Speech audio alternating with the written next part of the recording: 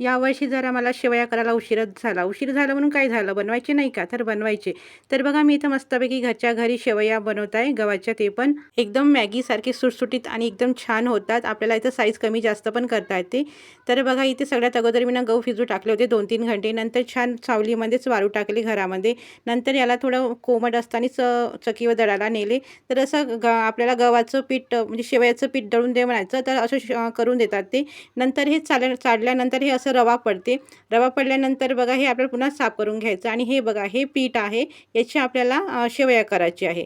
तर जो हा बारीकवाला आपला भुस्सा आहे ना, त्याच्यात रवा आहे, याच्यामध्ये रवा आहे, तर आपल्याला पाकडून घ्यायचा आहे आणि तो रवा आहे ना आपल्याला गव्हामध्ये पिठामध्ये मिक्स करून घ्यायचा आहे. तर बघा या पद्धतीने सुपाणी किंवा चाळणीने साफ करून घ्यायचं.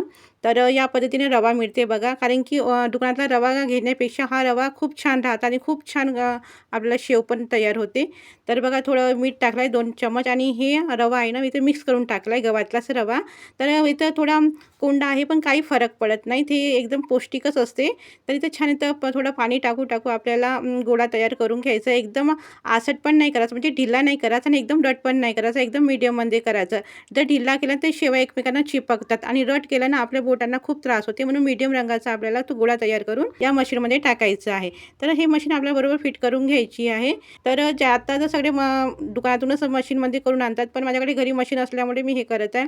तर बघा एक गोळा तर या मशीनमध्येच खाऊन टाकलं, तर दुसरा गोळा टाकल्यानंतर ही एवढ्या शेवया तयार निघल्या. तुम्हाला असे वाटेल की कोंडा टाकल्यामुळे काळपट शेवया पडतात, पण काळपट पडत नाही, पांढरे शुभ्रच शेवया येतात. तर बघा ह्या पण माझ्या शेवया तयार झालेल्या आहेत. बघा किती पांढऱ्या पांढऱ्या शेवया, आणि याची रेसिपी मी तुम्हाला पुढच्या व्हिडिओमध्ये दाखवेल. तोपर्यंत धन्यवाद. चला तर मग मंडळी, व्हिडिओला लाईक आणि चॅनलला सबस्क्राईब करा, जेणेकरून असेच नवनवीन व्हिडिओ तुमच्यापर्यंत पोहोचतील. आणि हां मंडळी, तुम्ही व्हिडिओ बघता पण माझ्या चॅनलला सबस्क्राईब करत नाही, प्लीज करून माझ्या चॅनलला सबस्क्राईब करा, जेणेकरून ही छोटीशी फॅमिली मोठी होईल.